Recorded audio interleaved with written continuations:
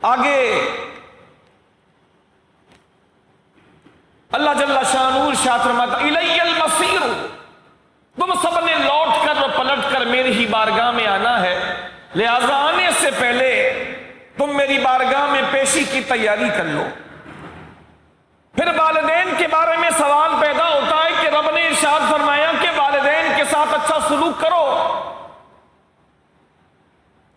تو کیا ہر حالت میں ان کی بات مانے؟ اگر والدین خدا نخواستہ مسلمان نہ ہوں اور ایسی بات کرنے کو کہیں جو اللہ اور رسول کی مرضی کے خلاف ہو، تو کیا پھر بھی اسلام یہی کہتا ہے کہ ماں باپ کی فرما برداری کی جائے، یا اس موقع پر اسلام کی کوئی اور تعلیم ہے؟ چنانچہ رب العزت اس مسئلے کو بھی قرآن مجید میں بیان فرماتا ہے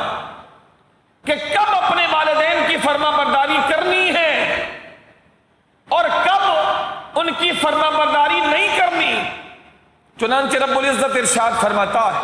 وَإِن جَاهَدَاكَ عَلَىٰ أَن تُشْرِكَ بِي مَا لَيْسَ لَكَ بِهِ عِلْمٌ فَلَا تُطِعْهُمَا وَصَاحِبْهُمَا فِي الدُّنْيَا مَعْرُوفًا وَاتَّبِعْ سَبِيلَ مَنْ أَنَابَ إِلَيَّ ثُمَّ إِلَيَّ مَرْجِعُكُمْ فَأُنَبِّئُكُمْ بِمَا كُنْتُمْ تَعْمَلُونَ۔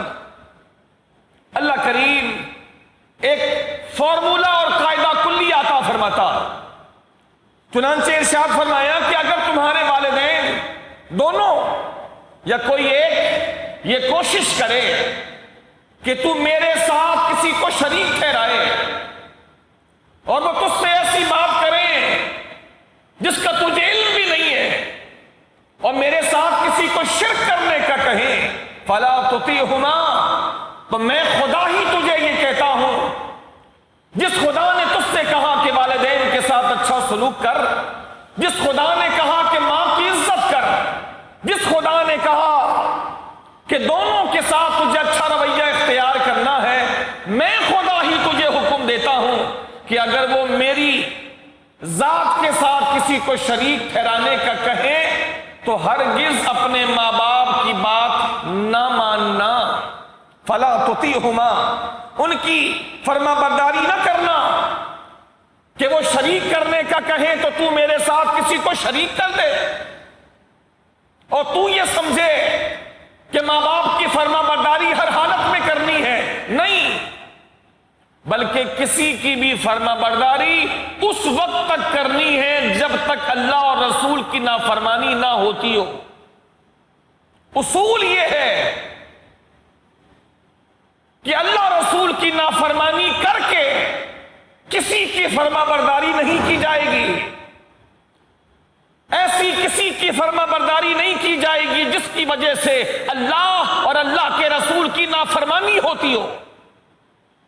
کسی کی بھی فرما برداری اس وقت تک کی جائے گی جب تک اللہ کی نافرمانی نہ ہوتی ہو،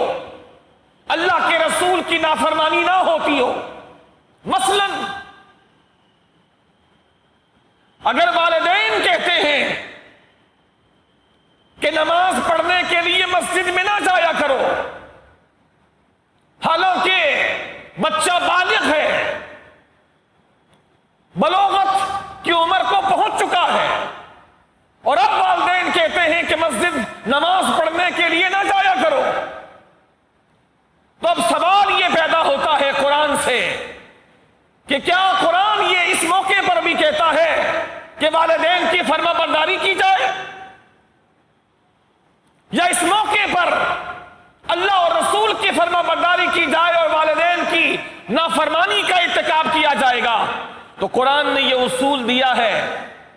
کہ اگر وہ میری نافرمانی کا تجھے حکم دیں،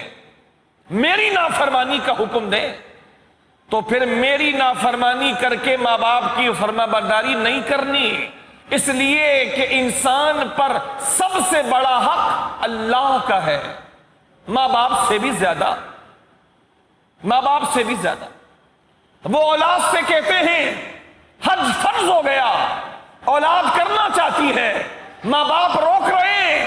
ایسے موقع پر ماں باپ کی فرما برداری نہیں کی جائے گی، اللہ کی فرما برداری کی جائے گی۔ زکوٰۃ فرض ہو گئی، اولاد دینا چاہتی ہے، ماں باپ منع کرتے ہیں کہ دینے سے پیسے کم ہوں گے، ماں باپ سخت ضد کر رہے ہیں کہ یہ کام نہیں کرنا، لیکن یہ اللہ کا حکم ہے لہذا زکوٰۃ ادا کرنی پڑے گی۔ کوئی یہ نہ سمجھے کہ ماں باپ کی فرما برداری کر رہا ہوں تو ثواب ملے گا۔ ماں باپ چاہتے ہیں کہ بچہ اللہ کے دین سے دور رہے، نہ مسجد جائے، نہ مولانا صاحب کے پاس بیٹھے، نہ حافظ صاحب کے ساتھ بیٹھے، بلکہ دنیا دار بنے۔ اگر اللہ کی توفیق سے بچے نے چہرے پہ رسول اللہ کی سنت سجا لی جو کہ واجب ہے، اب ماں باپ کہتے ہیں کہ میرا حکم ہے کہ چہرے سے داڑھی کٹاؤ، ماں باپ کہتے ہیں میرا حکم ہے کہ تم وہی کرو جو فیشنیبل لوگ کر رہے ہیں، میرا حکم ہے کہ تم ماڈرن لوگوں کے ساتھ بیٹھا کرو، میرا حکم ہے کہ تم دین کے راستے میں اتنا نہ جایا کرو، دین کے لوگوں میں اتنا نہ بیٹھا کرو۔ تو ایسے موقع پر شریعت کا، اللہ کے نبی کا حکم یہ ہے کہ ایسے موقع پر اللہ رسول کی فرما برداری کی جائے گی، ماں باپ کی فرما برداری نہیں کی جائے گی۔ اللہ کریم ارشاد فرماتا ہے اگر وہ دونوں ماں بھی اور باپ بھی یہ کوشش کرے تیرے پیچھے کہ تو میرے ساتھ کسی کو شریک کرے، فلا تطیعہما، تو ہرگز ان کی پیروی نہ کرنا۔ اور یہی سے علماء نے اصول نکالا کہ لا طاعۃ للمخلوق فی معصیۃ الخالق، اللہ کی نافرمانی کر کے کسی بھی مخلوق کی فرما برداری نہیں کی جائے گی۔ لیکن آگے رب العزت یہاں پر پھر بھی ماں ہے نا، پیدا کیا، باپ ہے، پرورش کی، یہاں پھر بھی ماں مشرکہ ہے، باپ مشرک ہے، لیکن پھر بھی اللہ جل شانہ ماں باپ ہونے کی حیثیت سے کیا تعلیم دے رہا ہے؟ یہاں شریعت کا حکم تو بیان فرما دیا، شرک کرنے کا کہیں ان کی بات نہیں ماننا، دین چھوڑنے کا کہیں ان کی بات نہ ماننا، کلمہ چھوڑنے کا کہیں ان کی بات نہ ماننا، لیکن ساتھ ہی اللہ رب العزت نے ارشاد فرمایا وَصَاحِبْهُمَا فِي الدُّنْيَا مَعْرُوفًا، لیکن ہاں وہ تیری ماں ہے، پیدا کیا، میں نے ہی تجھے بتایا کہ 2 سال اس نے دودھ پلایا ہے، میں نے ہی قرآن میں تجھے بتایا کہ اس نے بڑی مشکلات اٹھا کر کے تیرا بوجھ برداشت کیا ہے، لہذا مشرک ہیں، میرے خلاف بات تو تسلیم نہ کر، لیکن پھر بھی دنیا میں ان کے ساتھ ماں اور باپ ہونے کا جو حق ہے وہ حق اچھے انداز سے ادا کرتا رہے، انہیں کھانے کو دے، انہیں پہننے کو دے، ان کے پیر داب، وہ کہیں تفریح کے لیے جانے کو کہیں تو لے جا، وہ کہیں پہنچانے کو کہیں تو پہنچا، وہ کسی سے ملنے کا کہیں تو ملا دے، وہ تجھے آواز دے تو پہنچ جا، وہ تجھے اپنے پاس بیٹھنے کو کہیں تو بیٹھ، وہ تجھ سے بات کرنا چاہیں تو کر، اگرچہ وہ مشرک ہے لیکن ماں ہے تیری، اگرچہ وہ تیرا باپ مشرک ہے لیکن باپ ہے تیرا، وَصَاحِبْهُمَا فِي الدُّنْيَا مَعْرُوفًا۔ اتنی بڑی تعلیم کون دے سکتا ہے کہ ماں مشرکہ ہے، شرک کر رہی ہے، اللہ کی ذات کے ساتھ کسی کو شریک ٹھہرا رہی ہے، کائنات کا سب سے بڑا ظلم کر رہی ہے، ان الشرک لظلم عظیم، باپ ہے، مشرک ہے، کائنات کا سب سے بڑا ظلم کر رہا ہے، لیکن پھر بھی قرآن کی تعلیم دیکھیے، قرآن کتنا اعتدال ہے، اس میں قرآن میں کتنا اعتدال ہے، قرآن میں کتنی ہمواری ہے، کتنی خوبصورت تعلیم ہے۔ فرمایا وہ غلط بات تو ان کی مت مان، انہوں نے کہا میری نافرمانی کر تو میری نافرمانی نہ کر، انہوں نے کہا میرے ساتھ شریک کر تو میرے ساتھ شریک ورنہ تو بھی مارا جائے گا. لیکن ہاں مشرک ہونے کے باوجود ان کے ساتھ دنیا میں اچھا سلوک کر، ماں ہونے کا جو حق ہے وہ دے، اس کے باپ ہونے کا جو حق ہے وہ دے، اس کی جو ضروریات ہیں وہ پوری کر، اس کو لباس سے لے کر تیری جتنی ضرورت ہے تو حاضر رہ کے اس کی ساری ضرورتیں پوری کر. یہ اے مسلمان بندے، یہ تجھے تیرے خدا کا حکم ہے. آپ اندازہ فرمائیے کہ کتنی معتدل تعلیم ہے اور کتنی خوبصورت تعلیم ہے کہ اللہ اپنے دشمنوں کے بارے میں بھی فرما رہا ہے میرے بندے وہ ہیں تو میرے دشمن کہ میرے ساتھ کسی کو شریک کرتے ہیں، بجائے میری عبادت کرنے کے بتوں کو پوچھتے ہیں. لیکن میں پھر بھی تجھے کہتا ہوں کہ وہ تیری ماں ہے، وہ تیرا باپ ہے، اس نے پیدا کیا، اس نے تیری تربیت کی، تجھے پالا بڑا کیا. میں پھر بھی تجھے کہتا ہوں کہ وہ تو میرے دشمن ہیں، لیکن تیرے ماں باپ ہیں تو ان کے ساتھ دنیا میں اچھا سلوک کر. لیکن جب وہ میری نافرمانی کرنے کو کہیں تو ان کی بات ہرگز نہ مان. حضرت سعد بن ابی وقاص رضی اللہ تعالیٰ عنہ اللہ کے رسول کے صحابی ہیں، عشرہ مبشرہ میں سے ہیں، جنتی صحابی جن کو اللہ کے نبی نے جنت کی بشارت دی. یہ فرماتے ہیں کہ میں جتنی محبت اپنی ماں سے کرتا ہوں میرے خیال میں کوئی اتنی محبت اپنی ماں سے نہیں کرتا ہوگا، اور میں جتنی خدمت اپنی ماں سے کرتا ہوں میرے خیال میں کسی نے اتنی خدمت اپنی ماں کی نہیں کی ہوگی. لیکن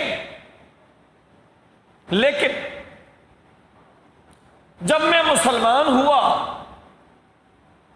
تو میری ماں مجھ سے روٹھ گئی اور میری ماں نے مجھ سے کہا سعد تو کان کھول کر سن لے، میں نے سنا ہے کہ تو نے نیا دین اختیار کر لیا. سن، جب تک تو یہ دین نہیں چھوڑے گا نہ میں کھاؤں گی، نہ میں پیوں گی، نہ میں کپڑے بدلوں گی، نہ میں سائے میں بیٹھوں گی، نہ میں کنگا کروں گی، نہ بالوں میں تیل ڈالوں گی، میں سب کچھ چھوڑ دوں گی. ساتھ یہ دیکھیں گے اللہ کے بندوں نے عمل کر کے دکھایا کہ جب تیرے ماں باپ تجھے شرک کرنے کے لیے ابھاریں اور دین چھوڑنے کے لیے تجھ پر زور ڈالیں تو تجھے کرنا کیا ہے، یہ اللہ کے بندوں نے کر کے دکھایا. میری ماں مجھ سے روٹھ گئی، میری پوری کائنات میری ماں تھی، میں اپنی ماں کی بڑی خدمت کرتا تھا، بہت محبت کرتا تھا. جب میں مسلمان ہوا تو میری ماں نے میرے ساتھ یہ کیا، میں کھاؤں گی نہیں، میں پیوں گی نہیں، سائے میں نہیں بیٹھوں گی، کپڑے نہیں بدلوں گی، کنگھا نہیں کروں گی، بالوں میں تیل نہیں ڈالوں گی، جب تک تو دوبارہ یہ دین چھوڑ کر اپنے باپ دادا کے دین میں نہ آ جائے. حضرت سعد بن ابی وقاص رضی اللہ تعالیٰ عنہ کے لیے بہت مشکل وقت تھا، لیکن ارشاد فرماتے ہیں اللہ کی قسم میں نے اپنی ماں کو جب اس کیفیت میں دیکھا کہ میری ماں بالکل بھی نہیں پسیج رہی اور بالکل بھی میری ماں مجھ پر رحم نہیں کر رہی، تو میں نے اپنی ماں سے کہا میری ماں میری ایک بات تو بھی توجہ سے سن لے. میں نے تیری بات سن لی، میری ماں تو بھی توجہ سے میری ایک بات سن لے کہ اگر تیرے اندر 100 جانیں ہوں، 100، ایک جان، 2 جانیں، 100 جانیں ہو تیرے اندر، اور ایک ایک کر کے تیری 100 کی 100 جانیں نکل جائیں، 100 مرتبہ تیری روح نکلے، 100 مرتبہ تجھے زندگی ملے اور 100 مرتبہ تجھے موت آئے، تو تو کان کھول کر سن لے میں سب کچھ تیرے لیے کرنے کو تیار ہوں، لیکن تو 100 مرتبہ بھی جیے اور 100 مرتبہ بھی مرے تب بھی میں محمد مصطفیٰ کا دین چھوڑنے کے لیے تیار نہیں ہوں. میں دین نہیں چھوڑ سکتا، یہ میرا آخری فیصلہ. میں نے جس سچے دین کو اختیار کر لیا میں اس کو چھوڑ نہیں سکتا، یہ میرا آخری فیصلہ. اگر تیرا فیصلہ وہ ہے تو بہت پیار کرنے کے باوجود، تجھ سے بہت محبت رکھنے کے باوجود میں تجھ سے یاد کرتا ہوں میری ماں کہ تجھ سے میں بہت پیار کرتا ہوں آج بھی، لیکن تجھ سے زیادہ پیار میں اللہ کے رسول سے کرتا ہوں۔ تیری جان 100 مرتبہ بھی نکلے تب بھی میں ساتھ اللہ کے نبی کا دین چھوڑنے کے لیے تیار نہیں۔ یہ ہے قرآن مجید فرقان حمید کی تعلیمات پر عمل اللہ کے نیک بندوں کا۔ پھر آگے اللہ جل شانہ ارشاد فرماتا ہے وَاتَّبِعْ سَبِيلَ مَنْ أَنَابَ إِلَيَّ، ان لوگوں کی پیروی کرو جن لوگوں نے ہماری طرف پوری طرح رجوع کیا، ہمارے نیک بندوں کے راستے پر چلو۔ ثُمَّ إِلَيَّ مَرْجِعُكُمْ، پھر تم سبوں کو پلٹ کے میری بارگاہ میں آنا ہے۔ فَأُنَبِّئُكُمْ بِمَا كُنْتُمْ تَعْمَلُونَ، تو میں خدا تم لوگوں کو بتا دوں گا جو کچھ تم لوگ دنیا میں کیا کرتے تھے۔ ان لوگوں کے طریقے پر چلو جن لوگوں نے پوری طرح میری بارگاہ کی طرف توجہ کی، اور پلٹ کر تو تم سبوں کو میری طرف ہی آنا ہے، اور جو کچھ تم دنیا میں کر رہے ہو تمام چیزیں ریکارڈ ہو رہی ہیں، تو بروز قیامت وہ ساری باتیں تمہارے سامنے کھول کر پیش کر دی جائیں گی۔ آگے پھر حضرت لقمان علیہ السلام کی دوبارہ نصیحتیں شروع ہو جاتی۔ اگلی نصیحت حضرت لقمان اپنے بیٹے کو کرتے ہیں، درمیان میں یہ جملے اللہ کے تھے جو اللہ کریم نے خاص ارشاد فرمائے۔ اب دوبارہ حضرت لقمان کی نصیحتیں جو بیٹے کو کی تھی، اب دوبارہ اس کا سلسلہ شروع ہوتا ہے۔ چنانچہ پھر حضرت لقمان کہتے ہیں یا بنی انہا ان تکو مثقال حبۃ من خردل فتکن فی صخرۃ او فی السماوات او فی الارض یأتی بہا اللہ ان اللہ لطیف خبیر۔ اے میرے بچے، یا بنی، حضرت لقمان رضی اللہ تعالیٰ عنہ اپنے بیٹے کو اللہ سے ڈرنے کی تعلیم دے رہے ہیں۔ اللہ جل شانہ کی جو بارگاہ ہے اس میں پیشی سے اپنے بیٹے کو ڈرا رہے ہیں، اور بیٹا ابھی جوان ہے اور نصیحت کرنے کے بہترین دن ہے، چونکہ بگڑنے کے زیادہ چانسز نوجوانی اور جوانی میں ہی ہوتے ہیں۔ تو پیار سے بٹھا کر حضرت لقمان اپنے بیٹے کو یہ نصیحتیں فرما رہے ہیں۔ چنانچہ ارشاد فرماتے ہیں اے میرے بچے، اگر تیری برائی ایک رائی کے دانے کے برابر بھی ہو، رائی کے دانے کے برابر بھی، اور وہ رائی کے دانے کے برابر تیری برائی کسی چٹان کے اندر ہو، چٹان کے اندر، یا آسمانوں اور زمین کی پہنائیوں میں وہ رائی کے دانے کے برابر تیری وہ برائی کہیں پر موجود ہو،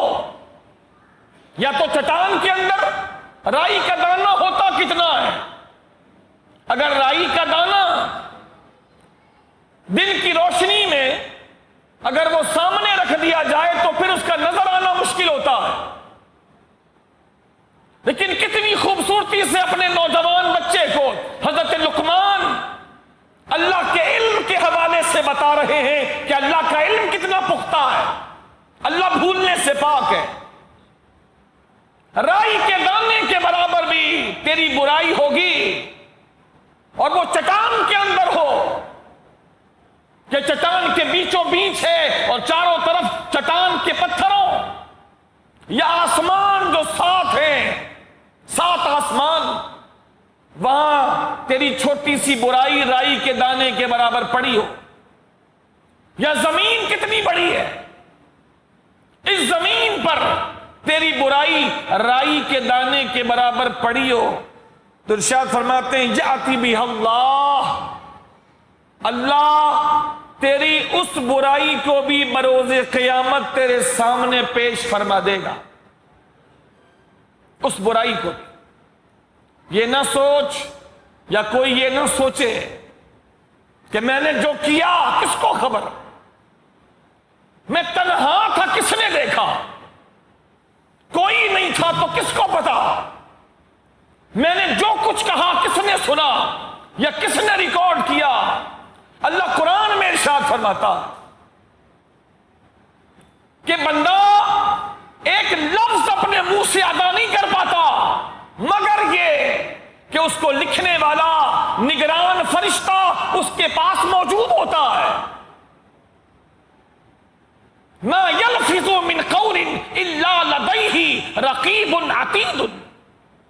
بندہ ایک لفظ ادا نہیں کرتا منہ سے لیکن ایک لکھنے والا فرشتہ جو آنکھوں سے نظر نہیں آتا،